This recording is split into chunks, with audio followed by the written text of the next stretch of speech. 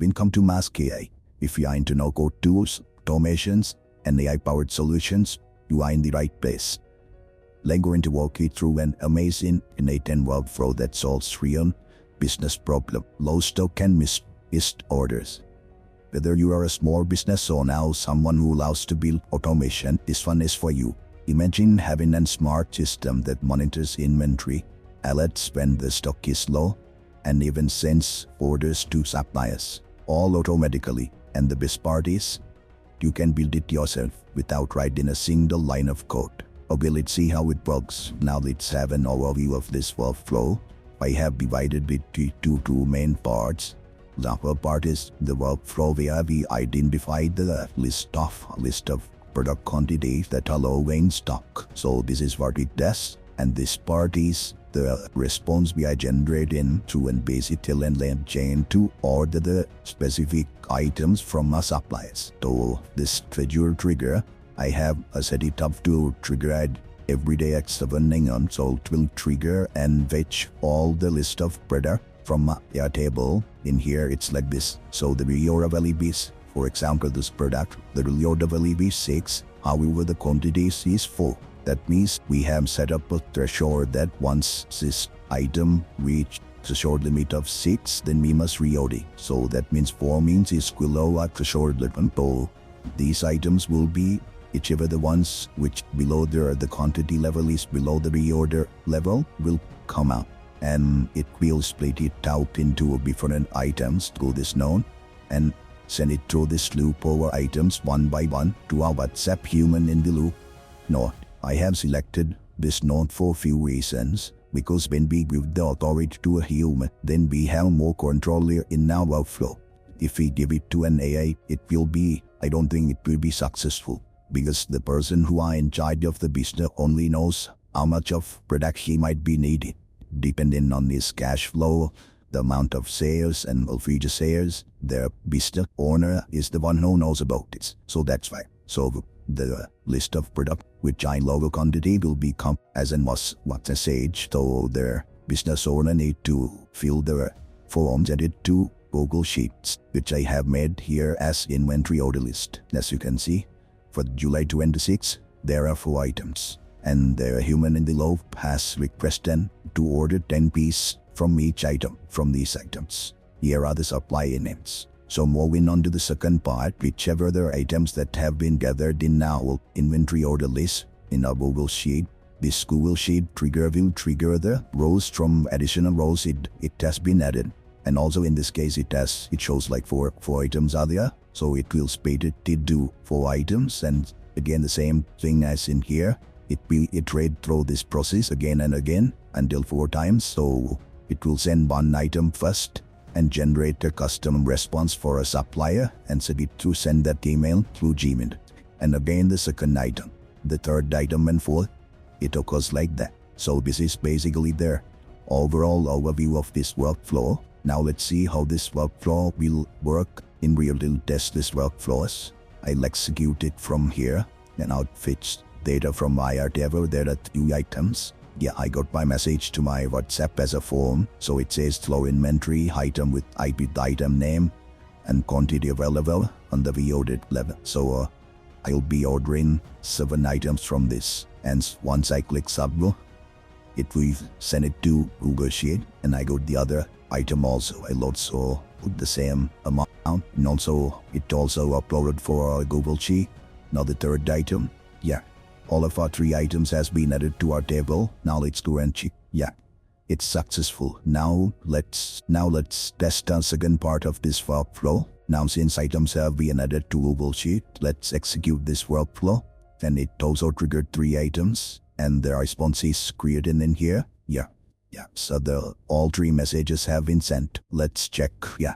We have received all the 3 messages. In this case, you have noted that I have put some dummy emails over here. These are not real emails. So I just change it to my email just for the testing purposes. And we are making this. So I have put my email for here, but it should be the email which comes from supplier, which we can get it from here. This is it. But for the testing purpose, I put my personal email. Yeah, we have received the customized email. So tests requested their product name and their reorder items as 7 units. So let's go to the other two also. Yeah, the product name is CS Bluetooth speakers. There are a number of reorder units is 7. Let's go and check it in here. Yeah, it's correct. Yeah, we would like to place an order for 7 adjustable laptop stands. Yeah, laptop stand adjustable, reorder quantity 7. I believe you got what we are going to do with this workflow. So now we'll jump into the part where we will build this workflow. We'll start with the workflow to identify the items that allow in quantity. So I get the schedule trigger and set it to 7 and I get the Airtable known and get the search record is also known. In this case, I have created my Airtable credentials, but again, I'll show you how to create it and put that as tokens, put the scopes and upload the data into Airtable. Okay, now let's go to it. Yeah, once you have created your Airtable account, you will come up to a screen like this. First, we'll set up our access token so we can connect n8n with the Airtable to do further automation. Okay, go to the Builder Hub. This is how it looks and press Create Token. In here, give a name to the access token and add the scopes you want. Make sure that you add the correct screen here. Also, they have given us a message to add the data record reads, data record write, schema basis read. So we let them out. She has scopes already now with the access wheel and all resources and create a token. Yeah, so your token is ready now. It's copied and paste it and see whether if it took. Yeah, our connection is successfully connected. Okay, let's move on further. Credentials are being connected. Let's upload the list of data I have created. It's in the resources. You can also get the CSV format from there, and then you can straight away upload it into Airtable. It's pretty straightforward method. In here, we'll go to quick upload. We'll select the CSV file upload. Yeah, it successfully imported the data into the Airtable. Okay, now let's connect this table with n8n the trigger node.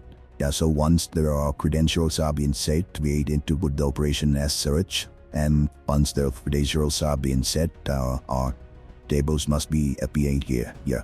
Okay, we'll select this and imported table is the sheet, global sheets. Okay, this is important. We must write a custom formula in it. It's pretty simple. Not much of a deal. It's to in here with that command, it will filter all the data which the quantity will be slower than the reorder value. So it will fetch those list of items and give it us to the next step. Okay, in our sheet, which I will also attach in the description where you can get this workflow, you just have to copy it and paste it in here. Okay, since it's been done, we'll execute the workflow and see. Yeah, it will fetch us 3 items. Okay, let's go to the next step and get the speed node here.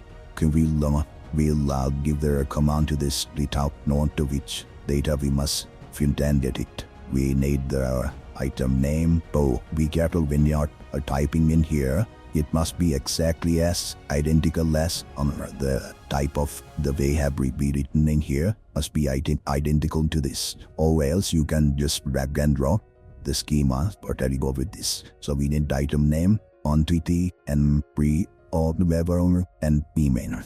Here, execute BSense. The other side, all this it must be supply email.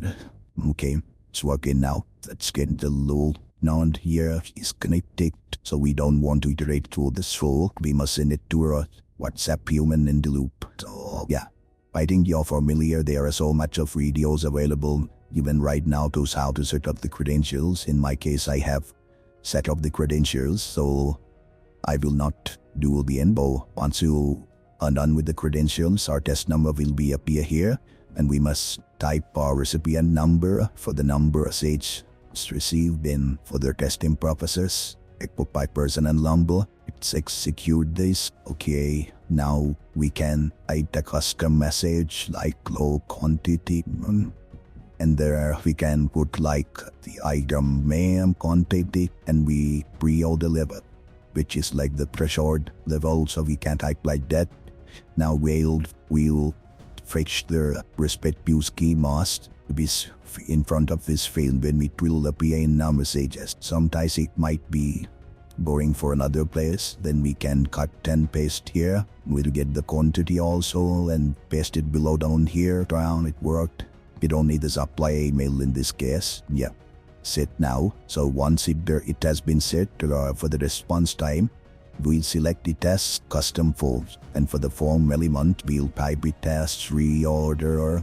Generally type must be this number, and the place doesn't have to be bare, but it's okay if you put it, and we'll put it as required field.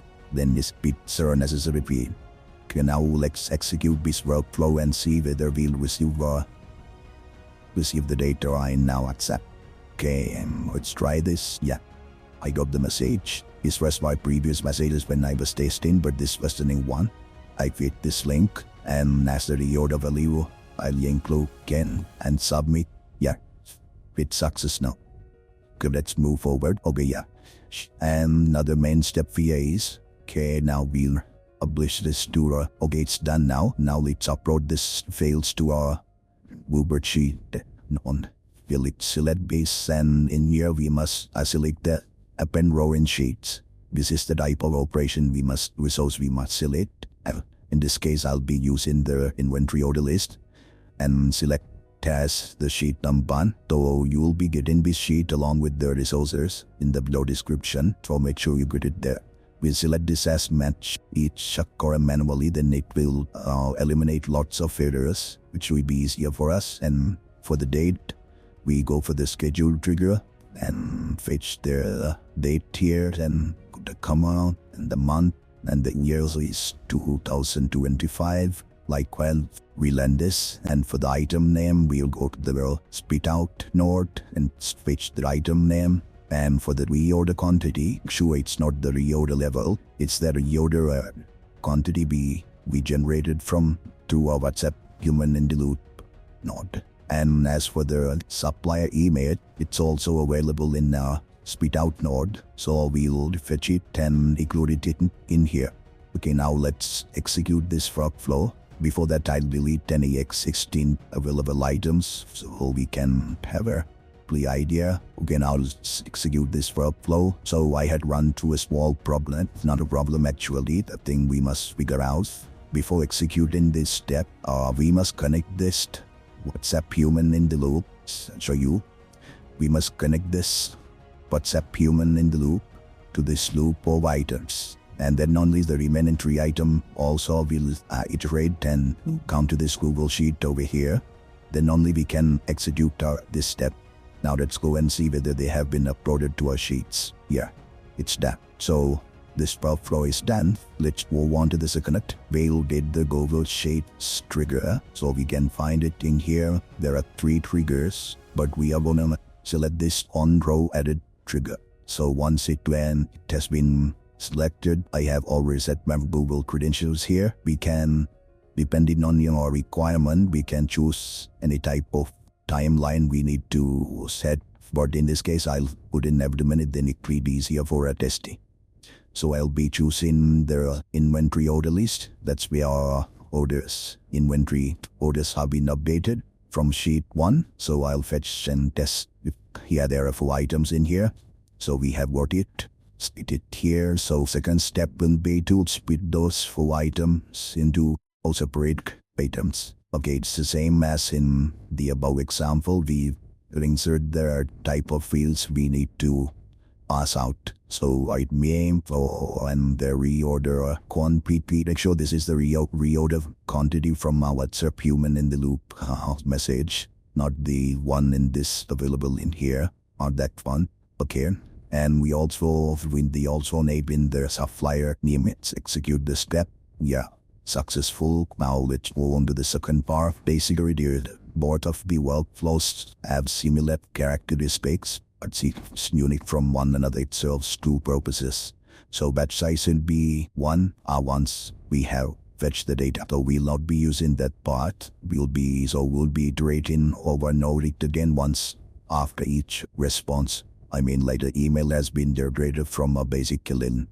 So we be using the basic LLM chain for this. The reason I choose the basic LLM for this is that I can use no OpenAI, non-also, but for the OpenAI, it won't let us, OpenAI node won't let us to attach output person. So then in that case, we cannot output the subject and the email body separately. So that's why I choose this. So this has option tool. Option says that require specific output format. So we need to on this toggle. And in this case, as the prompt, I'll be typing first we'll execute the workflow. So I'll be writing as base prompt for here. We can customize it there as if comment just for the sake of building this workflow. I keep it as simple as possible. So without generator, as inventory, ordering, meme forums by a bit these details in order to generate response. So for the item name will be search for X6 outlier. And the reorder quantity, it will be as 6. Okay, it's been done now. And also there's another function we must follow. So when I was testing, I triggered out the response from this, no matter this LLM chain or whatever their LLM, like OpenAI, even the OpenAI node we are using, if I put the subject and email body together, pass those as two different users output. So we must give that command also for this to be prompt. So guess what we do that prompt like this. So you can get all of this data from resources tab. It's available there. So yeah, it's been done now. We have connected node and now we need to connect our output parser. For that we'll be using the structured output parser. This will eliminate so much of hassle. So for that I have generated the JSON's example in this resource tab. You just need to go there and copy it. Otherwise we pause the screen and type it. Okay. It's been done now.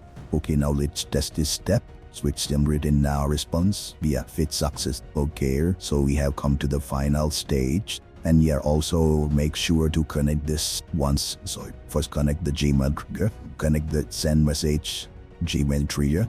And as for the email, you have to put the supply email from here. But in this case, this doesn't work since it's a dummy email. But you can always put your email when you're trying to do your own testing. Just put your own email, then it will be much easier.